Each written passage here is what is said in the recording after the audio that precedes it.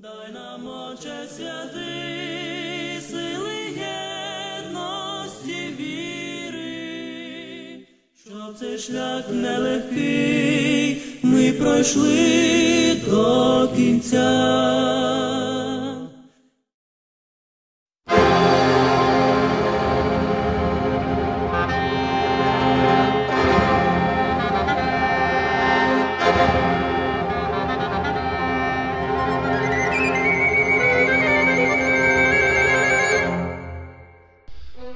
Os primeiros imigrantes ucranianos chegaram ao Brasil a partir de 1895, instalando-se nos estados do sul do Brasil, particularmente Paraná e Santa Catarina. No chão brasileiro, os colonos ucranianos encontraram uma realidade física e cultural muito diferente de seu país de origem, Ucrânia, e muito diferente também do que lhes haviam fantasiado os agentes da imigração. Lançados no desconhecido, os colonos tiveram que reconstruir por completo a sua vida e dedicar-se a um trabalho para o qual estavam pouco preparados. Poder desbravar densas matas virgens, enfrentar condições ambientais adversas sem receber quase nenhuma assistência por parte do governo brasileiro. Os ucranianos se viram frequentemente em situações de desespero perante o espectro da miséria, da fome, doenças, que as impeliam para situações de degradação social e moral, conforme relatam os primeiros padres e os primeiros imigrantes. Nesse contexto, os imigrantes ucranianos sentiram na carne a falta de uma referência forte que pudesse garantir sua sobrevivência naqueles tempos tão difíceis. E era na igreja, nas instituições da igreja, que o povo via essa referência, um poder agregador que pudesse manter íntegro o seu rebanho e garantir a sua superação e salvação. Os padres diocesanos chegaram aqui no Brasil antes que os padres basilianos, mas como na sua maioria eles eram padres casados, foram impedidos pela igreja do Brasil da época para atuar e ficar aqui. Ficaram somente alguns padres diocesanos que não eram casados, a mencionar principalmente o padre Nikon Rodolski, viúvo, que foi um grande missionário na região de Rio Claro, Malé. E a voz do povo se fez ouvir através de alguns homens esclarecidos. Conscientes da gravidade da situação dos imigrantes, 3 homens de Prudentópolis, João Dehan, Basílio Wojtowicz e Gregório Hladky, tomaram a decisão de escrever uma carta ao metropolita de Lviv, Silvestre Sembratovich, pedindo o envio de padres para o Brasil. Quando a primeira imigração chegou em Prudentópolis, de Ponta Grossa até Prudentópolis, de carroça, as mulheres assim com criança de carroça, quem podia ir de a pé. Quando chegaram na região que hoje é Guamiranga, falaram, já estão, iniciaram a cantar de alegria, que estão chegando na terra prometida. Chegaram, amontoaram as crianças no monte, aqueles barracos assim, menos isso aqui eles prepararam de tábua para o migrante se acudir. E os velhos acenderam fogo para se esquentar, porque era mês de abril, choraram a noite inteira que foram enganados. Porque lá era outra propaganda. Era outra propaganda. Lá vocês vão ter tudo. Tudo. Nada. O que fizeram porque são herói. Meu avô chegou em Curitiba, não era só falta de padre, olhou aquela baderna, uns bebês, porque nem tudo, veio demais imigrantes assim. Falta de comida, trocar as filhas a troco de nada por 25 meréis, quando era bonita, levar lá para São Paulo, não sei para quê. E já lhe falou, não pode ficar assim. Nós temos que trazer padre basiliano. Já um falou que o Degan tem um endereço, porque ele foi pedir bênção pro padre lá da comunidade dele, e o padre abençoou ele e deu a Bíblia e disse: olha, se tiver falta de padre lá, está aqui este endereço. Chegou o primeiro padre casado, que é daquela região do sul. Ele passou no bispo, era parece que Braga. Você veja como é que está imigrante, dentro de um mês volta. Ele fez isso. Veio o segundo viúvo, não atendeu.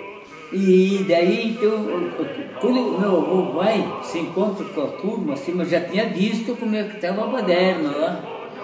Chegou e disse assim para a turma: não podemos esperar muito, se nós esperar bastante, perdemos o resto. E não vai nascer outro Shevchenko para salvar depois. Aí quando falaram que, então vamos domingo lá na casa desse Degan, resolveu o problema. Ele pegou 8 horas, Vassili Voltaire, combinaram, no ano novo foram lá, eles em 4. O Dido meu pegou aquela lista dos 70 homens, adaptou tipo baixo-assinado, e eles 4 assinaram.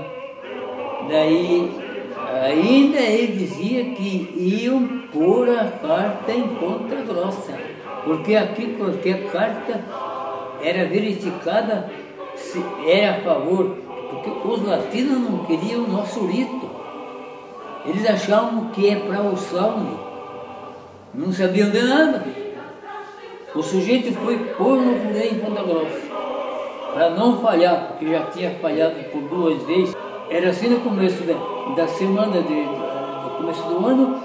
Quando foi mês de julho, o padre estava aqui, o Quizema. Então meu avô dizia: veio pouca gente, a maioria estava para os matos. Mas domingo veio tanto, porque se reuniram o padre, porque o padre não vencia a TV. Muita gente assim falou: temos que pedir padre brasileiro, nosso povo acredita em padre. E padre brasileiro vem aqui, vai permanecer, vai formar paróquia e vai administrar, e o negócio vai funcionar. Dito e feito, e funcionou. Eu sou, como diz, eu sou orgulhoso de ter um avô desse tipo. Mas ele fica: oi, como deu resultado, nós estamos aqui reconhecidos. O padre já antes de vir para Pontópolis passou lá, estava informado como é que é. Passou lá e no fim convenceu acho que era cardeal, alguma coisa assim. Ele topou, pode entrar. Provou que é igreja católica, depende de Roma, tudo isso. E daí, quando o padre chega em Curitiba, o bispo, parece que era Camargo, não aceitava. Daí o padre telefonou, o telegrafou lá pro cardeal: está tudo liberado. Daí veio aquele arcebispo que pode ir embora quanto antes pro Pontópolis. Eles realizaram uma capelinha lá dos brasileiros, mas a segunda missa acho que diz que eles eram meio assim. E o padre já disse: e nós temos que construir aqui nossa igreja, nossa paróquia, porque aqui nós não temos nada, nem cemitério. A Baba Antoniústica que gostava de contar tinha dias que ia entre adultos e crianças 20 lá para aquele cemitério municipal. Então ela dizia assim: a primeira camada lá foi só de imigrantes. Daí primeiro construíram uma tipo capela, que era a primeira classe quando eu entrei na escola, bem aonde é rodoviária, porque é meia quadra, então ficou bem no meio. Eles puseram aquela cruz meio do lado, mas não tem importância. Então aí foi construída uma tipo assim, uma capela, tinha para subir lá em cima, então já cabia 600, 700 pessoas, diz que. Depois, logo acabaram de fazer essa, começaram a construir a igreja São Basílio, que desmancharam nos anos 40. Era de madeira. Até um dia eu disse pro Procote, que era meu colega de escola, por que vocês desmancharam aquela igreja? Aquela igreja seria de museu, feito tudo assim. Diz, não conheciam madeira, cortavam assim à toa, estava muito carunchado. Então tinha que desmanchar. O trabalho e missão do Padre Quizema em Prudentópolis foi de intensa atividade para atender aquele povo que vinha pedir ajuda em todas as suas necessidades. E o Padre Quizema demonstrou-se incansável. Desde as primeiras horas da manhã até altas horas da noite, dividia-se entre pregação da palavra, ministração dos sacramentos, aconselhamento espiritual do povo que, em regra geral, encontrava-se na extrema miséria material, e em conjunto com ela, também num estado de degradação social e moral, conforme o próprio padre relata. As pessoas perambulavam como cadáveres de miséria e fome. 4 cemitérios já se encheram. Sem número são os que foram sepultados nas matas. O nosso povo aqui tornou-se quase selvagem. Sem poder contar com nenhuma outra instituição, a igreja era a única tábua de salvação para aquele povo. Depois de passar alguns dias muito intensivos em Prudentópolis, o padre sai em busca do povo nos entornos, nas linhas e colônias, como se dizia. Conta ele mesmo: anda a pé, não tenho cavalo, caminho muitas milhas por dia. Faz muito calor e eu preciso subir morros e atravessar matas à procura do povo para pregar, catequizar e confessar.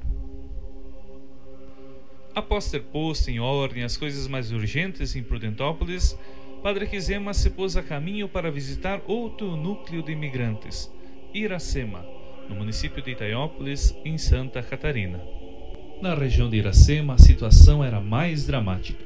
Os imigrantes foram simplesmente despejados na Mata Brávia, onde habitavam indígenas de uma tribo de pouco contato com a civilização e sobravam ainda animais selvagens. Em consequência, ocorreram muitos confrontos entre colonos índios e vários massacres vitimando ambos os lados, sobretudo nas localidades de Moema e Costa Carvalho.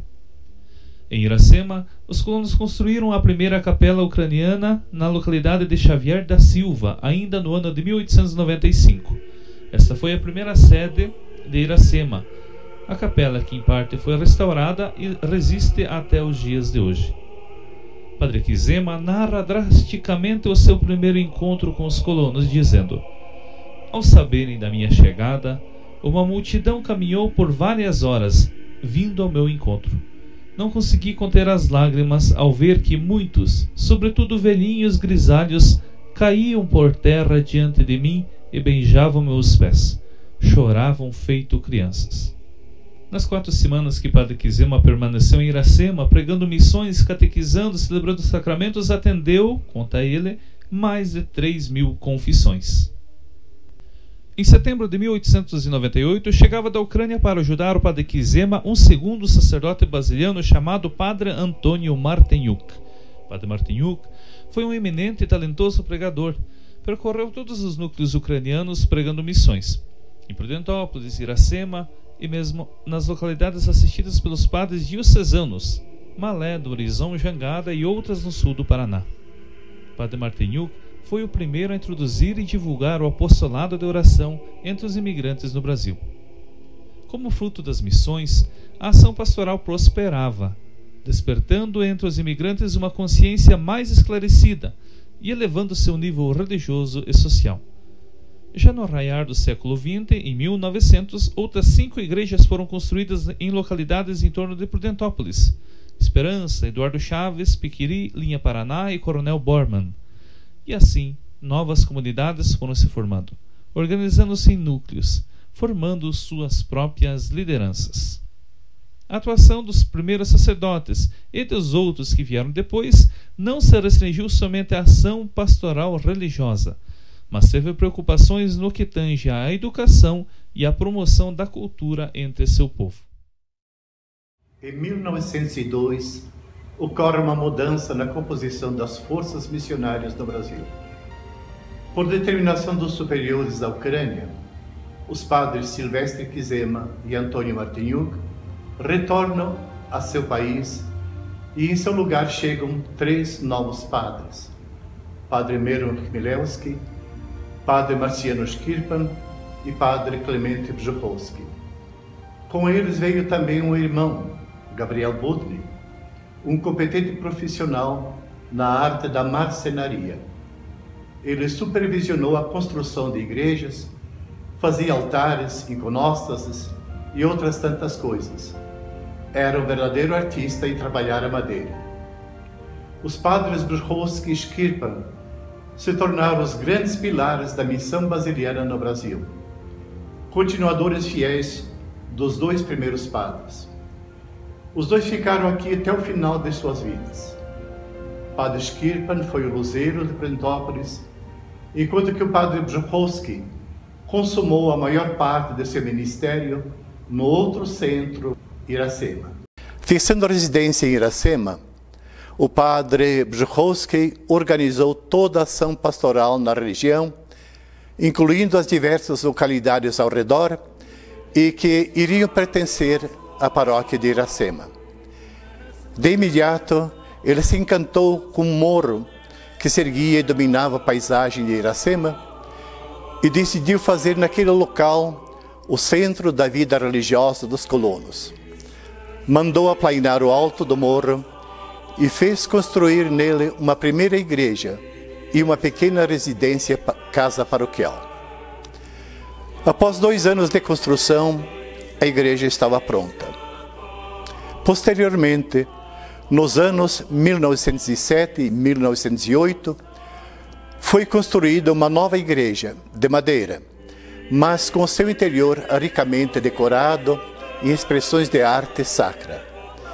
Essa igreja, junto com o campanário e o mosteiro dos padres basilianos, que se ostentavam no alto do morro, foram consumidos por um incêndio na noite de 1º de maio de 1955. Era o dia da Maiuca. O dia celebrado foi pelo Padre Pedro, né? Padre Pedro Baisa, que era pároco e rumen do mosteiro. Fecharam a igreja, tudo certinho, e depois lá pelas 1, 2 horas da madrugada, quando eu vi um clarão, né, perto da igreja, daí levantei, olhei pela janela e daí eu vi tinha fogo perto da sacristia, né, do lado da sacristia. Quando entra da igreja era do lado esquerdo, do lado do mosteiro. Depois o fogo se lastrou rapidamente, né, pelas paredes da sacristia e já estava quase na cúpula. Quando eu percebi, Bratia já tinha levantado, pouca gente estava acordada, daí eu fui bater o sininho, né, com força, daí o pessoal se acordou, correu todo mundo ver o que estava acontecendo. Quando foi ver ali, o fogo estava avançando cada vez mais, começaram a jogar água lá naquele telhadinho lá por baixo do convento. O Padre Pedro também foi acordado e daí ele começou, né, muito preocupado, não sabendo o que fazer. Daí as Bratia mesmo tomaram a iniciativa e ele daí, quando já ficou mais consciente um pouco, daí ele correu para salvar o Santíssimo. Mas na igreja, né, enquanto os Bratia estavam salvando, ele foi lá, estava querendo entrar, alguns irmãos estavam segurando ele para não entrar na igreja. Daí outros irmãos nesse tempo foram na capela, né, para a capela, daí estava ali, eles tiraram o Santíssimo com o quivote e tudo, levaram para fora pela janela. Nesse tempo então, a igreja então já estava, o fogo estava quase na cúpula, né? O Padre Baranhão que estava lá, ele logo para salvar as coisas, né? Tudo que tirassem, levaram, nem viam o que era, porque era meio escuro, levavam lá para baixo. Estamos jogando os livros pela janela e esses filamentos também. Deu alguma coisa para salvar, mas já estava pegando fogo. E os irmãos estavam lá até o fim, né? Já quando o Padre Baranhão estava lá embaixo gritando para eles sair, porque a escada podia cair qualquer hora, né? E daí eles não podiam descer. Eles daí pularam, ainda ficaram lá e pularam pela janela da biblioteca. E depois correram para salvar a cozinha, que estava assim. Ela vinha da cozinha de baixo, traziam água de balde e ali jogavam naquela cozinha. A cozinha foi salva, mas o resto não foi salvo nada. Tudo queimou. Primeiro a igreja, né? Pegou também logo o campanário. Era um campanário grande, não sei se tinha 25 ou 30 metros, com 5 sinos. dia, né, quando eles foram ver se restou alguma coisa, porque estavam pensando que o sino caiu de lá inteirinho, mas não sobrou nada, só os badalos. Também a igreja, então, ficou tudo um monte de brasa, né, tudo aquilo lá. E já estava amanhecendo, o povo vinha nesse dia, que era dia da festa, dia da inauguração da gruta, Nossa Senhora de Lourdes, que é a gruta embaixo. Então o povo vinha lá de longe, então se acostumava a ver a igreja, né? Mas quando vinham lá de cima, não via a igreja. Ficaram perguntando o que aconteceu. Quando chegaram perto. Eles viram, então, tudo aquilo lá.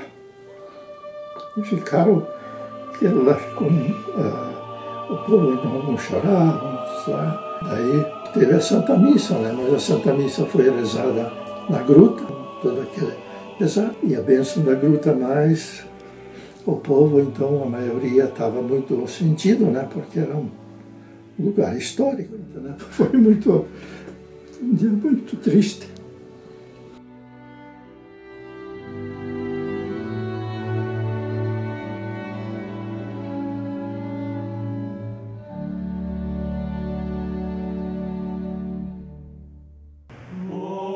Contando com a colaboração de outros padres e das lideranças locais, o padre Brzuchowski fundou um círculo cultural denominado Prosvita, Ilustração, que teve grande importância na elevação do nível cultural e religioso no âmbito local.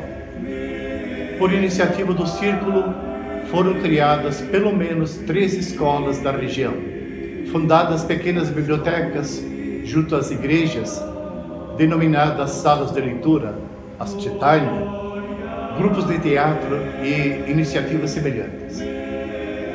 O padre Brzuchowski atendia em Iracema também a localidade de Antônio Linto, onde fez construir a igreja que, após sofrer certas reformas, está em pé até os dias de hoje.